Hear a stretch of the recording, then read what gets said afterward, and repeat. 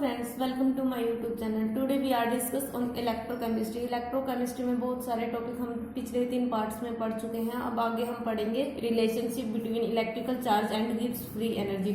जो electrical energy और Gibbs free energy के बीच में क्या रिलेशनशिप है उसको पढ़ेंगे हम. इलेक्ट्रोकेमिकल सेल पढ़ी थी हमने. इलेक्ट्रोकेमिकल सेल हमने जिंक कॉपर सल्फेट की पढ़ी थी. उसके अंदर क्या जो इलेक्ट्रिकल वर्क डन है 1 सेकंड में जो इलेक्ट्रिकल वर्क डन होगा वो इक्वल होगा product of equal electrical charge और total charge flow through the cell. जो इलेक्ट्रिकल वर्क है इलेक्ट्रिकल चार्ज और ईएमएफ ऑफ सेल होगा उसके प्रोडक्ट के इक्वल होगा. तो इलेक्ट्रिकल चार्ज क्या होता है N इंटू एफ. एफ क्या है फैराडे कांस्टेंट. इसकी वैल्यू होती है 96500 कोलाम. इसकी फैराडे कांस्टेंट की वैल्यू होती है. अब N क्या है नंबर ऑफ मोल्स हैं. इलेक्ट्रिकल वर्क तो इक्वल किसके हुआ N into F into E naught E cell.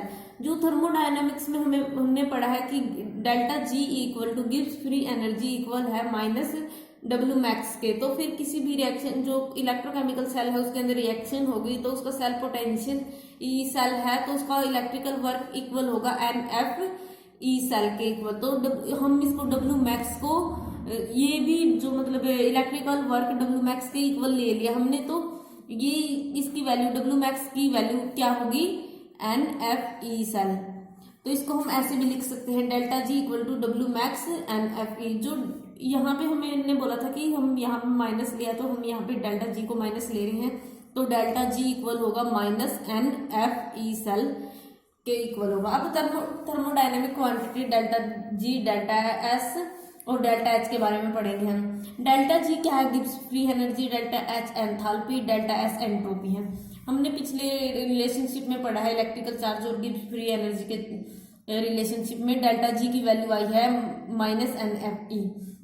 अब हमें जो गिब्स हेल्महोल्ट्ज इक्वेशन थी एक गिब्स फ्री एनर्जी के लिए कांस्टेंट प्रेशर पे delta G is equal to delta H plus में T curly delta G by में curly T at constant pressure. ये यहाँ पे प्रेशर कांस्टेंट है. अब जो इक्वेशन 1 मतलब डेल्टा जी की वैल्यू इसके अंदर हम पुट करेंगे. यहाँ पे एन एफ ई ले लिया हमने. यहाँ पे भी एन एफ ई ले लिया.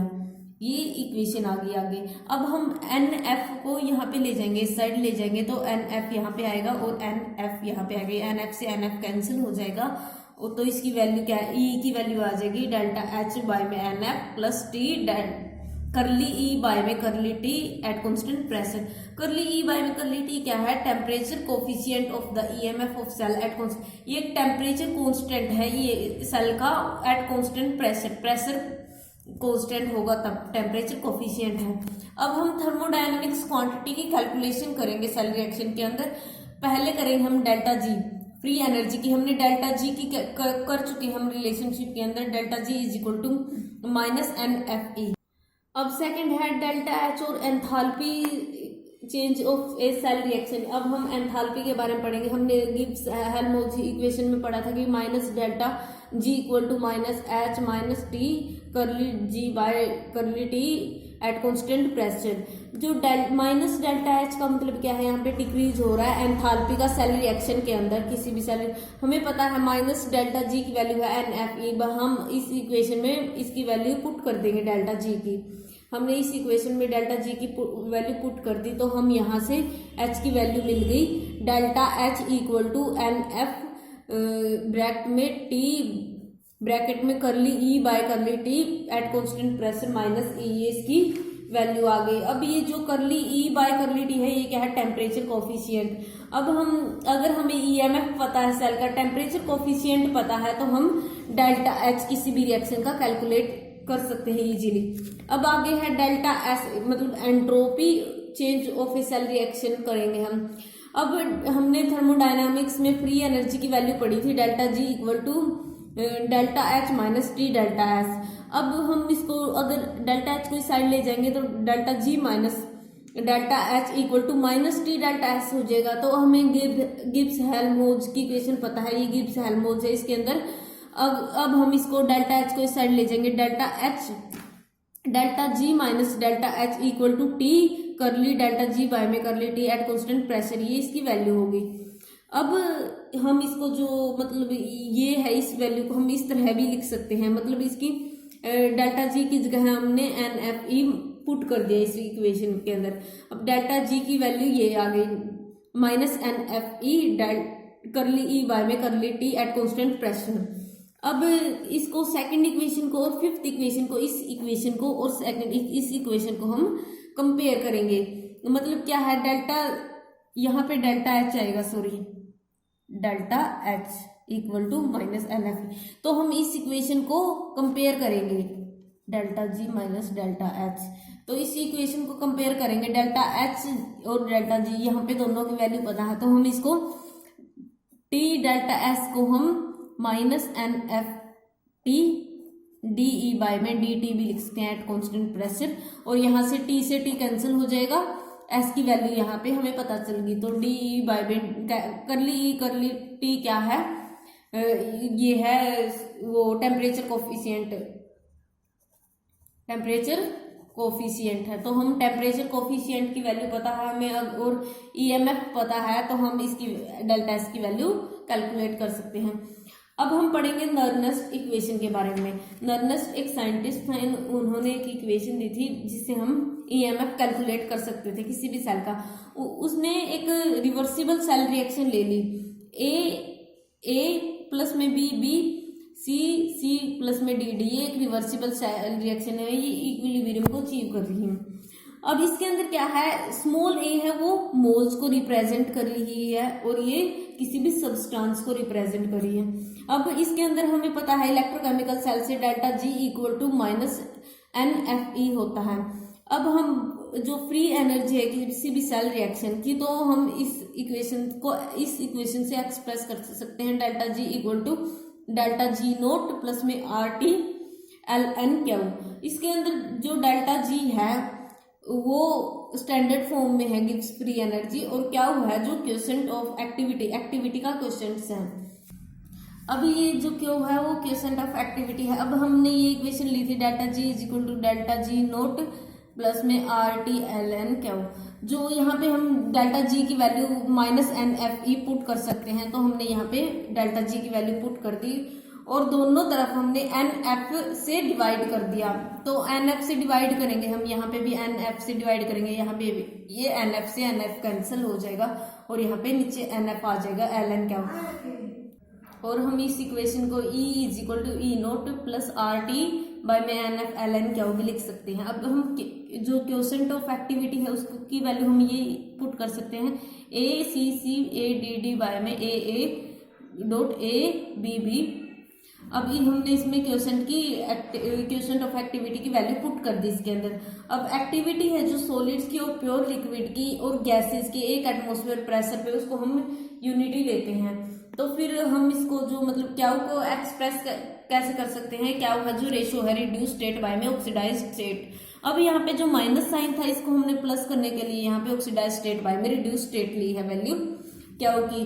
तो जब 25 डिग्री सेल्सियस टेम्परेचर होगा, टेम्परेचर की वैल्यू 298 केल्विन होगा और आर की वैल्यू 8.314 जूल पर डिग्री होगी और एफ की वैल्यू 96,500 होगी कोलम्स। तो इसकी वैल्यू क्या होगी, E equal to E naught plus में 0.059 बाय में N log oxidise state by में रिड्यूस स्टेट। ये नर्नेस्ट की इक्वेशन थी। नर्नेस्ट ने क्या बोला, जो कंसंट्रेशन होगी सॉलिड्स की, हम सॉलिड्स में लेंगे इसको, इस वैल्यू को, उसकी हम यूनिटी होगी, concentration of solid taken to be unity. और जो कंसंट्रेशन होगी आयनिक स्पीसीज की, उसकी होगी मोल पर लीटर। और जो कंसंट्रेशन होगी गैस की, उसको हम पार्शियल प्रेशर की टर्म में एक्सप्रेस करेंगे, मतलब बार की टर्म में। अब इसकी नर्नेस्ट इक्वेशन की एप्लीकेशंस क्या है। फर्स्ट ऑफ ऑल हम इसकी इलेक्ट्रोड पोटेंशियल है सिंगल इलेक्ट्रोड का, वो कैलकुलेट कर सकते हैं, ई कैलकुलेट कर सकते हैं हम। फर्स्ट है मेटल आयन इलेक्ट्रोड। हमने मेटल आयन इलेक्ट्रोड में जिंक की ली थी, जैसे जिंक है ZnSO4 सॉल्यूशन में डिप होगी, ये मेटल आयन इलेक्ट्रोड थी। तो इसमें Mn पॉजिटिव प्लस में N इलेक्ट्रॉन M है, इसमें रिड्यूस स्टेट और ऑक्सीडाइज स्टेट इकट्ठी हैं। तो फिर हम इसकी वैल्यू लिख सकते हैं ये वाली, इसके इलेक्ट्रोड पोटेंशियल की। अब मेटल अमलगम आयन इलेक्ट्रोड होगी, तो इसमें हमने जिंक अमलगम लिया है, तो जिंक अमलगम की इलेक्ट्रोड को पोटेंशियल को हम इस तरह एक्सप्रेस करेंगे। और आगे है गैस इलेक्ट्रोड है। गैस इलेक्ट्रोड में हमने हाइड्रोजन इलेक्ट्रोड ली थी, H पॉजिटिव प्लस में इलेक्ट्रॉन लिया, इसने इलेक्ट्रॉन गेन किया, मतलब ये रिड्यूस्ड हुआ। जब इलेक्ट्रॉन गेन करता है रिड्यूस्ड होता है, और जब इलेक्ट्रॉन देता है तो ऑक्सीडाइज्ड होता है। तो इसमें डेल्टा H ई नोट, जो ई नोट H पॉजिटिव बाय में H है उसकी वैल्यू हमेशा 0 होती है। स्टैंडर्ड इलेक्ट्रोड की हमने रेफरेंस इलेक्ट्रोड पढ़ी थी, उसके अंदर बोला था ये। और जो AH2 होगा उसकी वैल्यू हमेशा यूनिटी होती है। तो इसकी वैल्यू जो EMF ऑफ हाइड्रोजन इलेक्ट्रोड की ये वाली वैल्यू होगी, ई H पॉजिटिव बाय में H2 is equal to 0.059 by में N log H पॉजिटिव। इसी तरह से हम मेटल इनसोल्यूबल साल्ट एनाइन है उसकी EMF भी कैलकुलेट कर सकते हैं, और ऑक्सीडेशन रिडक्शन इलेक्ट्रोड की EMF भी कैलकुलेट कर सकते हैं। सेकंड एप्लीकेशन क्या है इसकी, कैलकुलेशन ऑफ इक्विलिब्रियम कांस्टेंट। हम इसकी जो इक्विलिब्रियम कांस्टेंट है उसको भी कैलकुलेशन कर सकते हैं। जो नर्नेस्ट इक्वेशन होगी रिवर्सिबल सेल के लिए, इक्विलिब्रियम की सेल में हम ये लिखेंगे, नर्नेस्ट इक्वेशन लिखी है हमने इक्विलिब्रियम कांस्टेंट, यहाँ पे इक्विलिब्रियम कांस्टेंट दिया। अब हमने एक रिवर्सिबल सेल ले ली, जिंक सल्फेट और कॉपर सल्फेट वाली सेल ले ली, रिवर्सिबल सेल। उसके अंदर सेल रिएक्शन क्या होगी, ये सेल रिएक्शन होगी, ये एनोड पे होगी और ये कैथोड पे होगी। तो इसके अंदर क्या है, इलेक्ट्रॉन फ्लो होते हैं जिंक से कॉपर के अंदर। हमने इलेक्ट्रोकेमिकल सेल के अंदर देखा था, इलेक्ट्रॉन फ्लो हमेशा जिंक से कॉपर हो गए, और करंट हमेशा कॉपर से जिंक की तरफ फ्लो करेगा। वो जो करंट है वो हमेशा इलेक्ट्रॉन फ्लो के अपोजिट फ्लो होते हैं। तो कोई भी सेल रिएक्शन होती है, जब कंसंट्रेशन ऑफ ZnSO4 की इक्वेशन इंक्रीज होगी, मतलब जो जिंक सल्फेट है उसकी कंसंट्रेशन इंक्रीज होगी टाइम के साथ, तो CuSO4 की कंसंट्रेशन डिक्रीज होगी। अब जैसे जिंक सल्फेट है उसकी कंसंट्रेशन अगर इंक्रीज हो रही है तो कॉपर सल्फेट की कंसंट्रेशन डिक्रीज हो रही है। तो इलेक्ट्रोड पोटेंशियल होगा जिंक और कॉपर का, दोनों का चेंज होता रहेगा। तो ये स्टेट पे इक्विलिब्रियम में आ जाएंगे। यहाँ पे जैसे रिडक्शन पोटेंशियल की तो कम हो रही है, और कॉपर सल्फेट की अगर इंक्रीज हो रही है तो यहाँ पे इक्विलिब्रियम स्टेट में आ जाएंगे। तो मतलब क्या होगा, सेल है जो इक्विलिब्रियम अचीव कर लेगी, और EMF होगा दोनों का 0 हो जाएगा, EMF इक्वल हो जाएगा 0 के। तो यहाँ इस स्टेट पे कोई भी इलेक्ट्रॉन फ्लो नहीं होगा एनोड से कैथोड की तरफ। आउटर सर्किट के अंदर तो सेल है क्या काम करना बंद कर देगी। यहाँ पे इक्विलिब्रियम स्टेट के अंदर आए हैं तो सेल क्या है काम करना बंद कर देगी। तो इसके अंदर क्या है, इक्विलिब्रियम आ गया, Zn plus Cu2 positive, Zn2 positive plus Cu के अंदर इक्विलिब्रियम आ गया। तो हम इक्विलिब्रियम के की वैल्यू हम लिख सकते हैं Zn2 पॉजिटिव बाय में Cu2 पॉजिटिव, Cu बाय में Zn, इसकी के की वैल्यू है ये। तो अब हमें पता है जो Zn2 पॉजिटिव और Cu पॉजिटिव है वो तो इक्विलिब्रियम कांस्टेंट है, और Cu Zn इसको हम यूनिट के इक्वल ले लेंगे। अब के की वैल्यू क्या है, Zn2 पॉजिटिव बाय में Cu2 पॉजिटिव। अब हमने इक्वेशन 1 की थी जो, उसके अंदर ये वैल्यू, इसके अंदर के की वैल्यू पुट कर दी, के इक्वल है Zn2 पॉजिटिव बाय में Cu2 पॉजिटिव।